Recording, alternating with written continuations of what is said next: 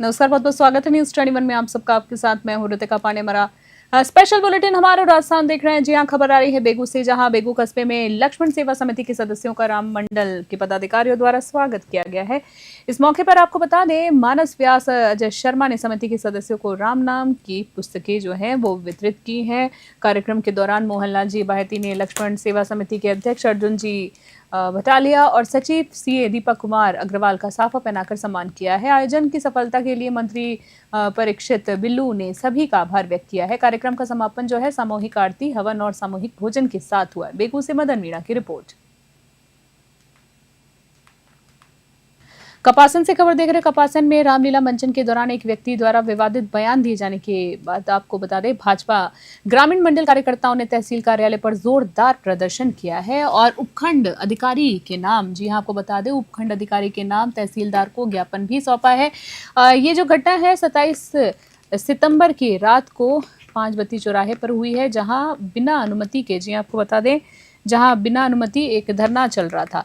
इस दौरान पास में हो रहे रामलीला मंचन को लेकर भैरूलाल बरेगामा नामक व्यक्ति ने मन से ही विवादित बयान दे दिया। राम लक्ष्मण आज छुट्टी पर हैं। जी हां, उनका ऐसा कहना था, जहां रामलीला चलाई तो आग लगा देंगे। जी हां, इस बयान से रामलीला देखने के वाले लोगों की धार्मिक भावनाएं आहत हुई, जिसके बाद भाजपा ग्रामीण मंडल के कार्यकर्ता भड़क उठे। भाजपा ग्रामीण मंडल के अध्यक्ष दिनेश पराशर के नेतृत्व में दर्जनों कार्यकर्ता तहसील कार्यालय पहुंचे और जमकर नारेबाजी की है। उन्होंने प्रशासन से विवादित बयान वाले व्यक्ति पर तुरंत कार्रवाई करने की मांग की है।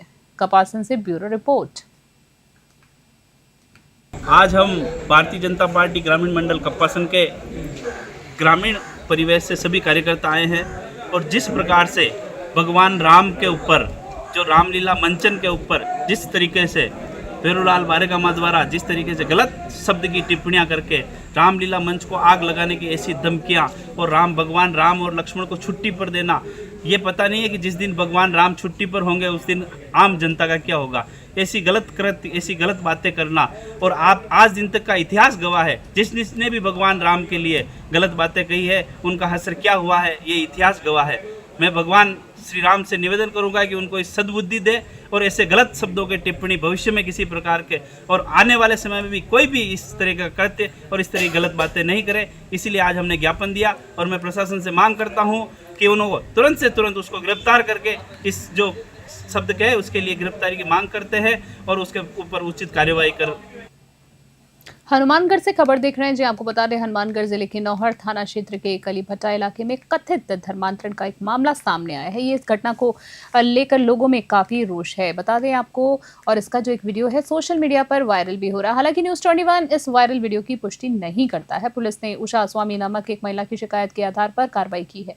महिला ने अपनी रिपोर्ट में आरोप लगाया है कि कलीभट्टा के पास रहने वाले कुछ पुरुष और महिलाएं महिलाओं से और अन्य महिलाओं को ईसाई धर्म अपनाने के लिए प्रेरित कर रहे थे। आरोपों के मुताबिक की बात करें, धर्म परिवर्तन के लिए हर महीने 10,000 रुपए का लालच दिया जा रहा था। इसके अलावा घरों में कुछ धार्मिक सामग्री और पर्चे भी बांटे जा रहे थे। भाजपा के जिला प्रवक्ता और हिंदू परिषद के पूर्व प्रांत संयोजक आशीष पारिक ने इस पर अपनी प्रतिक्रिया देते हुए कहा है कि अब कानून बन गया है और ऐसी कार्रवाई शुरू की गई है। जी आपको बता दें, कार्रवाइयां शुरू की हो गई हैं।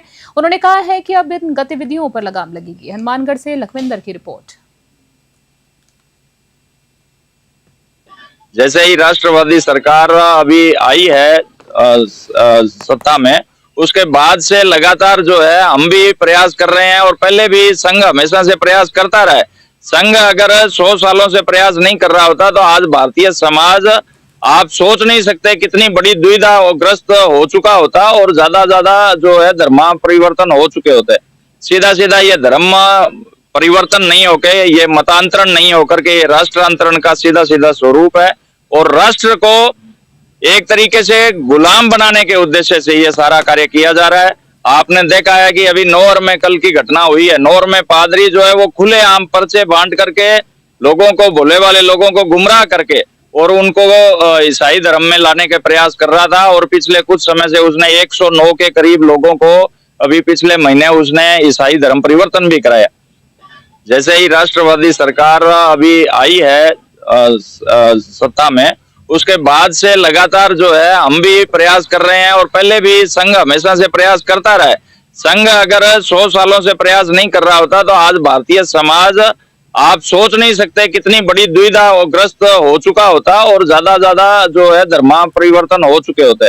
सीधा सीधा ये धर्म परिवर्तन नहीं होके, ये मतांतरण नहीं होकर के ये राष्ट्रांतरण का सीधा सीधा स्वरूप है और राष्ट्र को एक तरीके से गुलाम बनाने के उद्देश्य से ये सारा कार्य किया जा रहा है। आपने देखा है कि अभी नौर में कल की घटना हुई है। नौर में पादरी जो है वो खुलेआम पर्चे बांट करके लोगों को, भोले वाले लोगों को गुमराह करके और उनको ईसाई धर्म में लाने के प्रयास कर रहा था और पिछले कुछ समय से उसने 109 के करीब लोगों को अभी पिछले महीने उसने ईसाई धर्म परिवर्तन भी कराया। रायसिंह नगर से खबर देख रहे हैं जी। आपको बता दें, जहां रायसिंह नगर में नवरात्रि महोत्सव के पावन अवसर प्रगति क्लब ने एक ऐतिहासिक पहल करते हुए 15 कन्याओं का शुभ लक्ष्मी कन्या विवाह कराया है। आपको बता दें, रायसिंह नगर के इतिहास में ऐसा आयोजन पहली बार हुआ है। ये विवाह समारोह केवी पैलेस में आयोजित किया गया है। आपको बता दें, आयोजनकर्ता रॉबिन सिंगल ने बताया है कि सभी 15 परिवारों को दहेज में घरेलू सामान दिए गए हैं। संस्था द्वारा कराए गए इस विवाह में शहर के लोगों का भरपूर सहयोग मिला है। इस मौके पर शहर के कई गणमान्य नागरिक मौजूद थे, जिन्होंने नव विवाहित जोड़ों को आशीर्वाद दिया है। इस आयोजन की खास बात थी कि 15 जोड़ों में से 8 जोड़ों का विवाह सिख रीति रिवाजों के अनुसार गुरुद्वारा बाबा साहेब नामदेव में आनंद कराज के माध्यम से भी संपन्न हुआ है। जी आपको बता दें, इस कार्यक्रम को सफल बनाने में प्रगति क्लब के सेवादार हैप्पी अरोड़ा, गगन बंसल, रॉबिन सिंगल, आंचल राठी, हैप्पी गर्ग, योगेश वर्मा और नगर पालिका उपाध्यक्ष अशोक गोयल ने अहम भूमिका निभाई है। रायसिंह नगर से राजू शर्मा की रिपोर्ट देख रहे हैं आप। जय माता दी। प्रगति क्लब रायसिंह नगर के द्वारा आज सामूहिक 15 कन्याओं की शादी केवी मैरिज पैलेस रायसिंह नगर में की जा रही है। इसके अंदर हम कन्याओं को दहेज का काफ़ी सामान दे रहे हैं, जिसके अंदर बेड, पंखा, वॉशिंग मशीन, डिनर सेट, मेज़, कुर्सी, कपड़े, बिस्तर, कम्बल, चादर और भी काफ़ी सामान जो कि संस्थाओं के द्वारा और सब नगरवासियों के सहयोग के द्वारा दिया जा रहा है। इसमें पूर्ण रायसिंह नगर का बढ़ चढ़ के सहयोग रहा है। सब ने अपनी पूर्ण भागीदारी निभाई है। जय माता। रायसिंह नगर में प्रगति क्लब द्वारा इतिहास में पहली बार 15 निर्धन कन्याओं की शादी करवाई जा रही है। इसमें सभी लड़कियों को घरेलू सामान भी दिया जाएगा प्रगति क्लब द्वारा। 9 दिन से जो आपका प्रोग्राम चल रहा है, 9 दिन से हमारे प्रगति क्लब का नवरात्रा महोत्सव का जो डांडिया वगैरह, गुफा, श्याम बाबा का मंदिर, केदारनाथ दर्शन, ये सब प्रोग्राम 9 दिन से चल रहा है। ये 8वां नवरात्रा महोत्सव का प्रोग्राम है।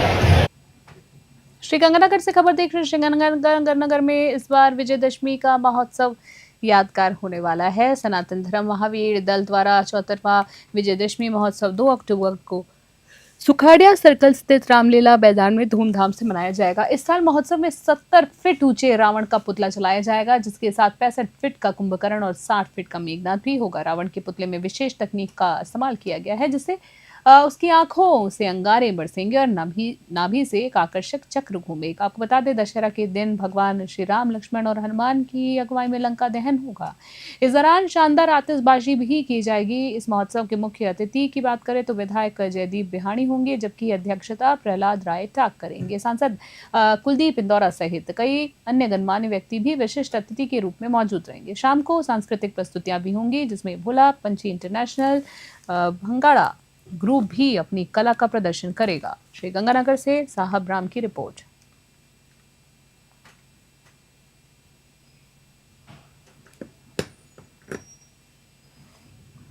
खबर देख रहे हैं सवाई माधोपुर से। जी आपको बता दें, सवाई माधोपुर जिला मुख्यालय स्थित पुलिस लाइन मैदान पर आज 69वीं जिला आपको बता दें राज्य स्तरीय नेटबॉल 17 और 19 वर्ष छात्र वर्ग क्रीड़ा प्रतियोगिता का उद्घाटन हुआ है। इस प्रतियोगिता की बात करें तो राजस्थान के 41 जिलों से आई टीमें इसमें हिस्सा ले रही हैं।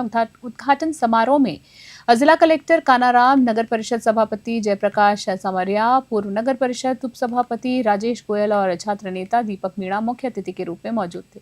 जिला कलेक्टर कानाराम ने नेटबॉल उछालकर 6 दिनों तक चलने वाली इस प्रतियोगिता का औपचारिक शुभारंभ किया है। वहीं इस अवसर पर स्कूली छात्राओं ने रंगारंग सांस्कृतिक प्रस्तुतियां दी हैं, जिसके बाद सभी टीमों ने मार्च पास्ट निकाला है। अतिथियों ने खिलाड़ियों से मुलाकात कर उन्हें प्रतियोगिता के लिए शुभकामनाएं दी हैं। प्रतियोगिता की संयोजक कल्पना शर्मा ने बताया है कि आयोजन के लिए पुलिस लाइन मैदान में कुल 6 राउंड आपको बता दें कल 6 ग्राउंड तैयार किए गए हैं। प्रतियोगिता में भाग लेने वाली टीमों के रहने और खाने पीने की पूरी व्यवस्था भी की गई। सवाई माधोपुर से राकेश चौधरी की रिपोर्ट।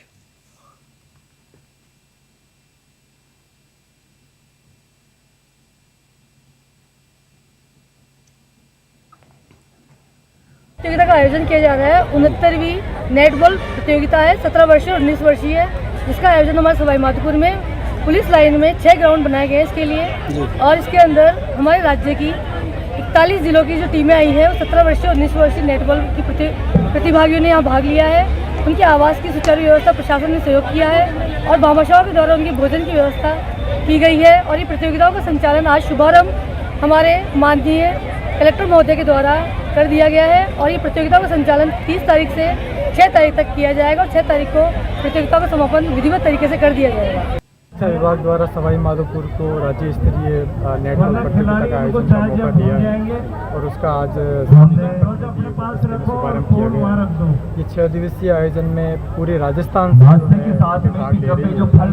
सभी खिलाड़ियों को यही संदेश दिया गया कि वो अपने खेल भावना का उत्कृष्ट प्रदर्शन करें और यहाँ से विजेता होकर नेशनल लेवल पर राजस्थान का प्रतिनिधित्व करें। और नेटबॉल का नेशनल भी इस बार राजस्थान में ही है, तो डेफिनेटली एक अच्छा प्रदर्शन करते हुए मेडल लेके आए और खेल भावना का प्रदर्शन करते हुए अपने जिले, अपने स्कूल और अपने शिक्षा विभाग परिवार का नाम एक साथ नहीं जाए। यहाँ पर भामाशाहों ने सहयोग दिया है विशेष तौर पर खाने को लेकर और सामने जो गाड़ी और प्रोत्साहित करते हुए कि हमारे खिलाड़ियों को रहने और सभी खिलाड़ियों की व्यवस्था हो। कई भामाशाहों ने आज यहाँ पे अनाउंसमेंट किया है। प्रयास रहेगा ये आयोजन अच्छा हो और सभी खिलाड़ी यहाँ से अच्छी याद लेने के लिए।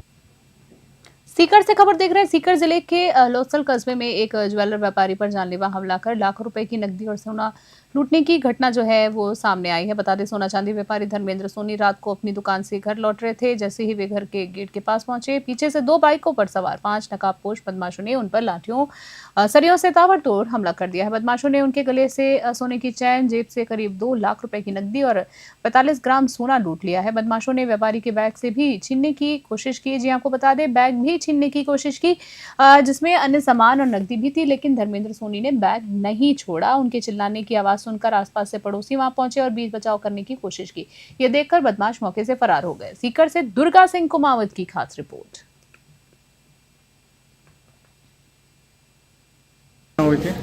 हम लोग यहाँ बैठे थे अंदर, घरों में सब अपना अपना काम कर रहे थे। हमें कोई आइडिया नहीं था कि ऐसी घटना हो सकती है। हम सब अंदर बैठे थे, इतने में बाहर से आवाज़ आई कि बचाओ बचाओ, कोई मार रहा है मार रहा है। हम लोग जल्दी से भाग के बाहर पहुँचे। इतने में देखा तो चाचा जिस स्कूटी से आते हैं दुकान से, वो स्कूटी गिरी पड़ी थी। चाचा उधर गली में थे, उनके सर से खून बह रहा था, वो गिर गए थे बेहोश हो के।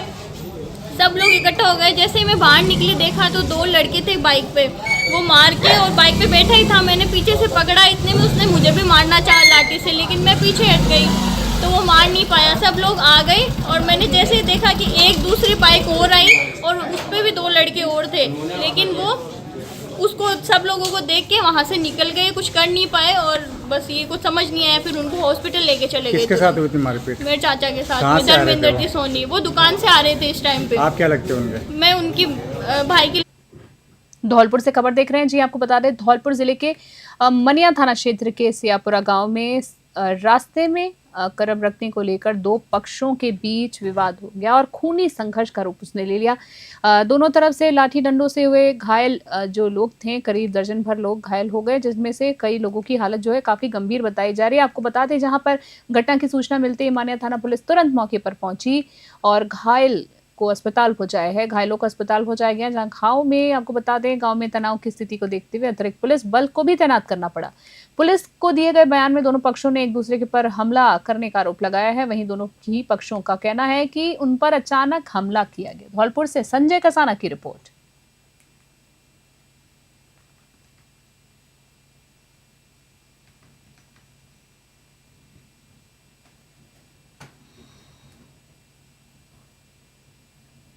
मेरा नाम कैलाश चंद है और मैं वहीं पर था, उन्हीं के पास में। उन्होंने राजेश मामा ने बोली अभी के जब करवा उठा ले यहाँ से, हमारा ट्रैक्टर निकले हो करवा बराबरा, तो बिन मना कर दी। तो फिर बिन ट्रैक्टर निकालो, 4-5 पूरी गिर गई। जिन सुबह फोन कर दो, सुबह से मोड़े लेकर नहीं पहुंच गए हैं और बिन मारा पीटी कर दी। श्री विजयनगर से खबर देख रहे हैं। श्री विजयनगर क्षेत्र में स्टेट हाईवे 94 जाम करने के मामले में पुलिस ने कड़ी कार्रवाई की है। आपको बता दें, एक पीटीआई पर छेड़छाड़ का आरोप लगा है। आरोप में गिरफ्तारी की मांग की गई। आपको बता दें, उसको लेकर चक्का जाम किया गया था।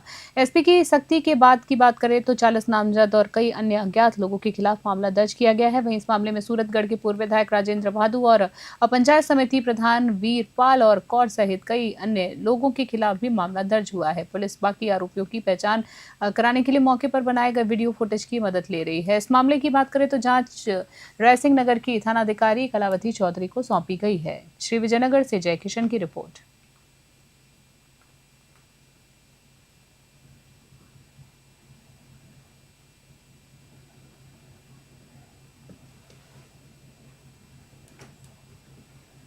खबर देख रहे हैं, आपको बता दें जहां श्री गंगानगर से आ रही है। जी आपको बता दें, सेवा और समर्पण की एक अनूठी मिसाल पेश करते हुए गुरुद्वारा बाबा दीप सिंह जी की शहीद में, जी आपको बता दें, शहीद में 6 अक्टूबर को 51 बेटियों का सर्वधर्म सामूहिक विवाह समारोह आयोजित किया जाएगा। इस आयोजन में धार्मिक सौहार्द और सामाजिक एकता का संदेश दिया जाएगा। बता दें, समारोह में सिख परिवारों की बेटियों का विवाह अंदाज आनंद कारज की मर्यादा से संपन्न होगा।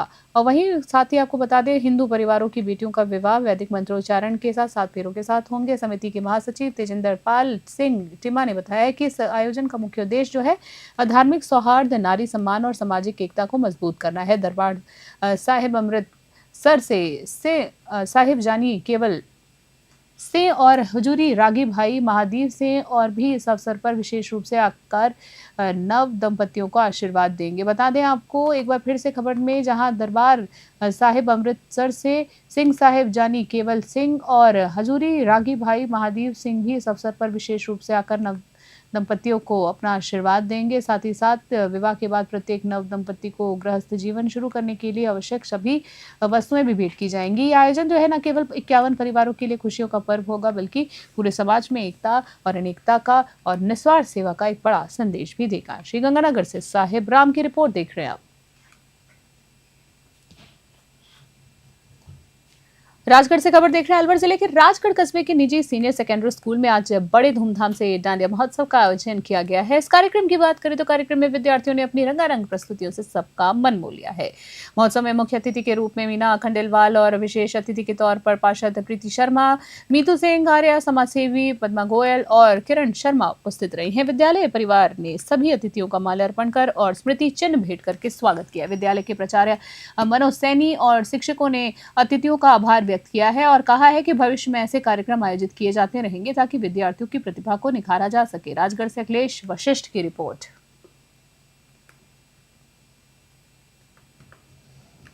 धौलपुर से खबर देख रहे हैं। धौलपुर से आ रही है खबर, जहां भारत की 148 साल पुरानी और विश्वसनीय रजिस्टर्ड पोस्ट सेवा अब इतिहास बन गई है। सरकार ने इस सेवा को आधुनिकता और तेज डिलीवरी के उद्देश्य से स्पीड पोस्ट में मिला दिया है। आपको बता दें, 30 सितंबर 2025 को देश भर के 25 राज्यों के फिलाटेलिस्ट यानी डाक टिकट संग्रहकर्ता ने आखिरी बार रजिस्टर्ड पोस्ट भेजकर इस सेवा को भावुक विदाई दी है।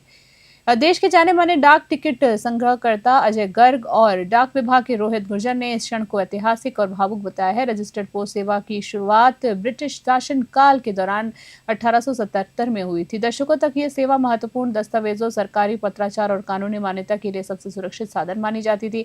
इस अवसर पर डाकघर के निरीक्षक राजपाल मीणा, पोस्ट मास्टर गुलाब सिंह मीणा, डाक सहायक बहादुर सिंह, पीयूष गर्ग भी उपस्थित थे। धौलपुर से संजय कसाना की रिपोर्ट।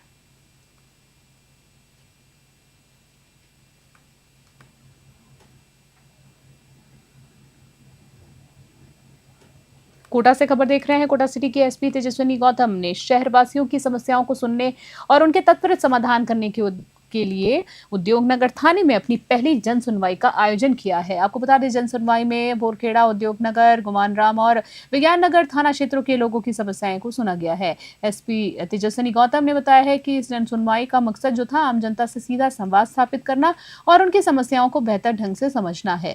उन्होंने कहा है कि कई बार लोग एसपी ऑफिस तक नहीं पहुंच पाते, इसलिए थानों में इस तरह की जन सुनवाई का आयोजन किया जा रहा है। इस बार सबसे ज्यादा शिकायतें प्रॉपर्टी विवाद, घरेलू हिंसा और आपसी झगड़ों से संबंधित थी। इस मौके पर additional SP Dilip Saini, DSP Lokendra Paliwal, DSP Yogendra Yogesh Sharma सहित चारों थानों क्षेत्रों के थाना अधिकारी भी मौजूद रहे हैं। लोगों ने इस पहल की सराहना की है और कहा है कि पुलिस से सीधे संवाद से उनका भरोसा और ज्यादा बढ़ता है। कोटा से कामिंदु जोशी की रिपोर्ट।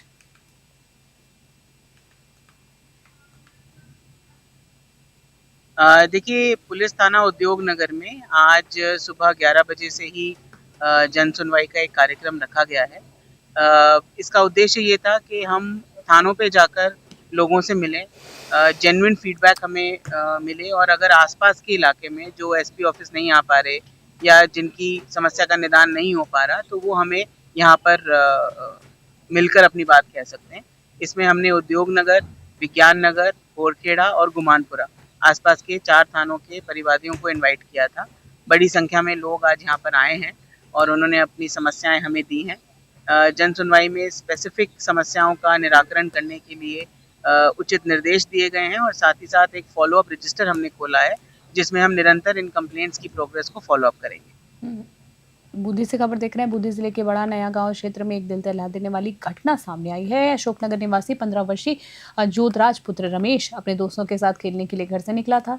तभी NH-52 हाईवे पर एक अज्ञात वाहन ने उसे जोरदार टक्कर मार दी। बता दें आपको, हादसा इतना ज़्यादा भीषण था कि जोधराज गंभीर रूप से घायल हो गया और कुछ ही देर में उसकी मृत्यु भी हो गई है। इस दर्दनाक घटना के समय उसके साथ खेल रहे दोस्त पार्थ लोहिया और हिमांशु लोहिया भी मौजूद थे, जो ये सब देखकर सहम गए। हादसे की जानकारी मिलते ही आपको बता दें, हिंडौली थाना पुलिस मौके पर पहुंची और शव को कब्जे में लेकर पोस्टमार्टम के लिए भेजा है। फिलहाल पुलिस ने अज्ञात वाहन चालक की तलाश शुरू कर दी है। जोधराज की मौत से उसके परिवार में मातम छा गया है और सभी रो रो कर बुरा हाल है। ग्रामीणों ने प्रशासन से हाईवे पर लगातार हो रहे हादसों को रोकने के लिए सख्त कदम उठाने की मांग की। बूंदी से पुरुषोत्तम की रिपोर्ट।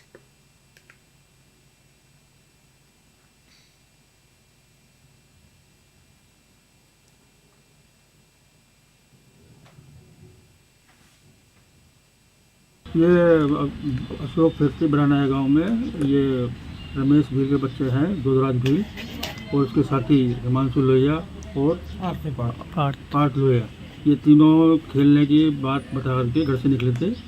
तो ये हाईवे की तरफ निकले होंगे, वहाँ पर किसी अज्ञात वाहन ने इनको टक्कर मार दी, जिससे रमेश भील ज़्यादा घायल हो गया, जोधराज भील ज़्यादा घायल हो गया और अन्य के चोटें आई हैं।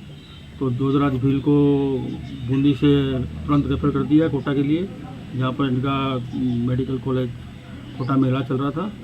इलाज के दौरान शाम को करीब रात को करीब 3:30-4 बजे के लगभग इसको मृत घोषित कर दिया। इसकी लाश यहाँ मोर्चरी में रखी हुई थी। सूचना थाने पर प्राप्त हुई। सूचना पर हम मौके पर यहाँ मोर्चरी में आए हुए हैं और मृतक जोधराज का पोस्टमार्टम करवा रहे हैं।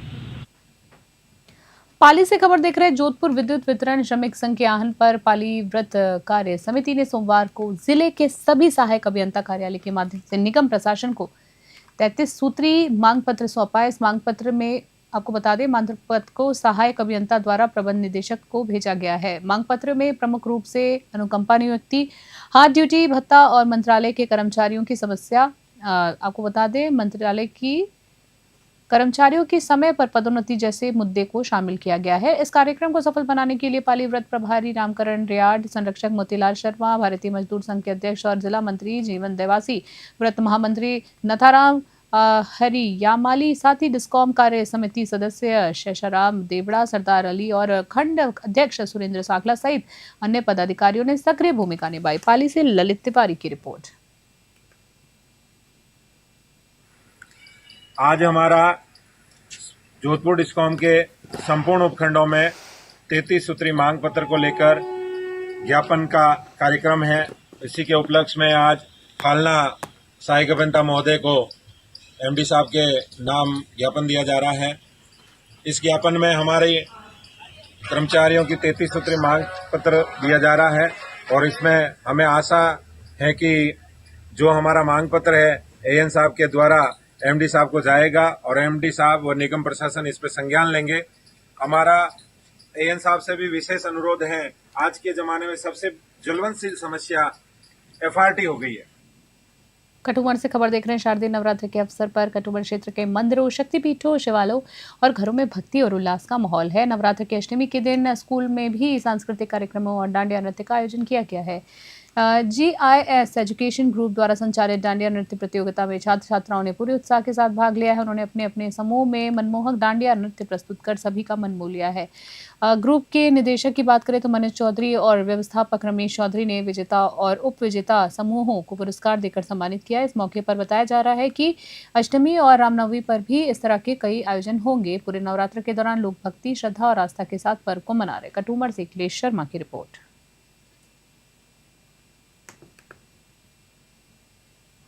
खास बुलेटिन में इतना ही। बने रहने उस अभी के लिए नमस्कार।